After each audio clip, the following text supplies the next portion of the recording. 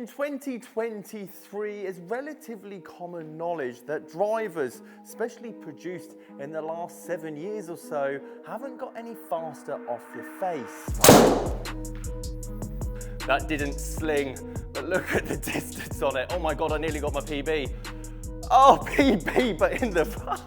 However, with that knowledge, you yourself or someone that you know might have been for a club fit with the driver that they got fitted for 3, 4, 5 years ago and gained 20, 30 yards with a brand new driver. And even last week myself, using a relatively new driver setup, the Stealth with a 6.5 hazardous smoke shaft, lofted down to 6 degrees, saw an incredible benefit in terms of distance from that combination. And the reason that I got to test that setup is because Rory's clip at the Players' Championship, which the media and social media pages kind of blew out of proportion. And just like Rory, as I explained in that video, there was another TaylorMade Pro that opted for an older driver. But he didn't just go back 1 generation, he went back 3.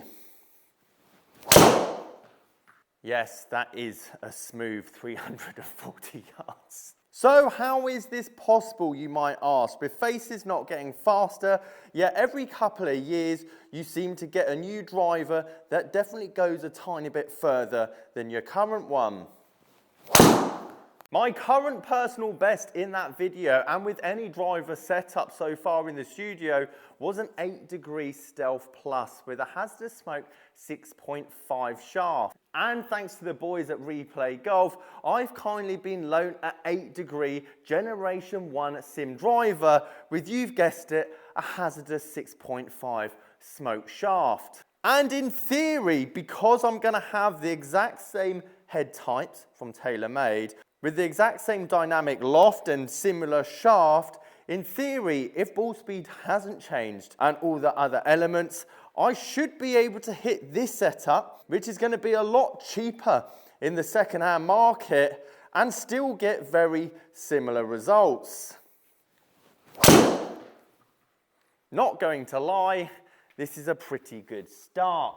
So we're going to test both heads side by side, but not only test these heads, we're also going to test a head setup that won't be similar to these two loft combinations and see what that does to my overall distance. Because to answer the question why you're still able to gain distance in 2023, even though ball speed off the club face hasn't changed for, let's say, 8 years, there has to be other variables in place that is making the difference. And ultimately, that difference is you, the golfer. And this is the pros and cons of a club fit, which I'll get into. I'm going to hit a 9 degree Stealth Plus that's lofted up to 11 degrees with a standard stiff flex driver shaft, and I'm going to swing it at the same speed that you just saw me swing that sim driver setup. And that is a pretty good hit. But pretty similar angle attack and pretty similar club path, yet my spin rate is at 3,300. Sadly, the faster I swing it, the worse that number is going to get. 122 miles an hour, 4 miles an hour more club head speed than that sim driver setup a minute ago, yet we didn't get up to 300 yards. Again, because this keeps increasing, even though these are staying pretty similar. This is why a club fit can be extremely important. Rather than just buying a brand new driver off the shelf, getting the right shaft and head loft combination is going to make a big difference to your dispersion and distance. I'm even going to try the 9 degree head on the hazardous smoke shaft, still lofted up, and again, look at the distance. Right, 11 degree Stealth Plus, but with an X stiff shaft. Again, let's try and get 122 miles an hour club head speed. 122, however, a bit leaky out to the right. Well, that's again as good as I could probably hit it. Probably going to go further because I even hit it left. Yet again, you can see just getting over 300 yards. Shaft again is somewhat helped, launch angle a tiny bit lower, spin rate definitely coming down, and again that's with a pull hook, meaning that my launch and spin is going to be lower. But if we compare it again to the sim driver that had the 1800 spin, that was swung slower, got 343 total, whereas these ones, again, not even getting close to 320. But before I get into the perfect driver setup for myself, i.e. 6-degree driver heads, we need to talk about club fitting in general, as it is important, but there are downsides. Number one being, it's an unfair advantage. You bring your driver 5, 6, 7, 8, maybe 2 years old along to a club fit, and they have multiple heads, multiple shafts to get these numbers as best as they possibly can. And I'm with them. That's exactly what I want to do. I want to try and get the numbers to the most efficient as I possibly can with whatever driver shaft head combination there is. The difference that I'm trying to make, and obviously explain to a lot of people that come for a club fit, is it's not the technology that's making the ball go further, it's that loft and shaft combination. And realistically, if you get that combination with a driver head that's been made within the last 6 years, well, it's going to go just as far as every other model out there. Because no matter what driver head or shaft that I try at the moment, brand new or old, if it isn't that 6-degree X-diff combination, I'm just not going to get the same amount of distance as I would have with that stealth lofted down to 6 degrees.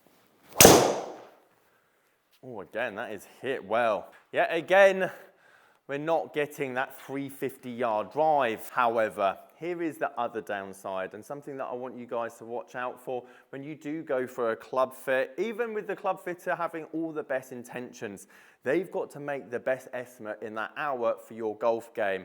Not to mention, just like this room here, you're off a lovely mat. There's no winds, it's room temperature. Plus, you get to warm up, hit 40 balls or so, and then get your swing into a decent groove. What you have to bear in mind is that you are then being fitted for a driver in that circumstance. So yes, I can hit these 8-degree driver heads lofted down an incredibly long distance. But what about the bad shots? And is that really going to help me on the golf course at 7 o'clock in the morning when it's only a couple of degrees? Because even though this setup, 9-degree lofted up X-diff shaft, isn't going to give me the longest possible drive, is it going to give me the longest average? Is it actually going to give me a better dispersion, especially if I've just got out the car, rocked up, haven't even eaten the bacon bap yet, and I'm on the first tee? Any good club fitter will be asking these questions as well, because not only has it got to work in here, especially if you would spend £550 on a brand new driver, is it going to work first thing in the morning with your Saturday morning roll-up? So in theory, that all sounds well and good. Let's try my setup from last week, 6 degrees, X-stiff. And if what I'm saying is true, surely the 2 generation below the Stealth, the Sim Generation 1, same head type, same loft, same shaft, should go exactly the same distance. So we're going to swing this the same speed as the last 2 setups, the 11-degree with the stiff flex and then the 11-degree with the same shaft as I have here. The difference being this is now lofted down to 6 degrees. Let's see what distance I now get. And tell you what, that is a bit heely, which is never going to help. 122 miles an hour ball speed, similar angular attack, similar in-out path. Look at the spin rate, because these two are just so much closer together. And again, with all of those drives, 121, 121, very similar club head speed with all of them. 121.com, I'm dialed in today. 8 degrees up, 7 degrees up, 9 degrees up, but look at the distance and spin rate. 1800 with that last one. That was obviously out the hill, but no 3000s or 4000s in sight, meaning I got 351 yards. Right, well, I'm hoping this is going to go well, otherwise this whole video would have been completely pointless. Well, she's a good start, not to mention I swung it quite fast. 358 yards. And again, keeping these all relatively similar whilst having that relatively low means this is always going to be low. High that, low that means good amount of that. That's my point. Don't always think about a new driver going that much further than your current one. Is it more forgiving? Is it better dispersion? Can you use it first thing on a Sunday morning? That is toe. Slinger. That didn't sling, but look at the distance on it. Oh my God, I nearly got my PB. Oh, PB, but in the rough. Don't think 378 really counts when it goes that far wide. Oh, that is off the heel. Still down the middle, however. Decent clubhead speed. Again, just so much distance because that spin is so low. Oh, get up. Get up. Chase. Chase. How far off are we? 10 yards, come on. Question is, how old can I go with this 6-degree X-Stiff setup? Can we go to the M2? Can we go to the M1? Can we go to the M3 driver setup and see very similar ball speed and distance? Oh, she's hit well. That's a good one. There's no question about that. Is it going to be enough? Almost 340 carry. 368. The point of this video is even with an older generation driver, having the right loft and shaft makes all the difference when it comes to that spin rate and launch angle.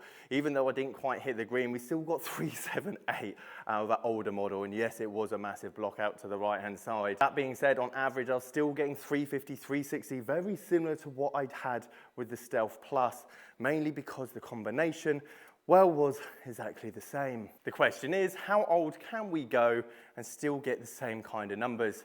If you like this video, you might like this video up here on the left-hand side. Catch you guys later.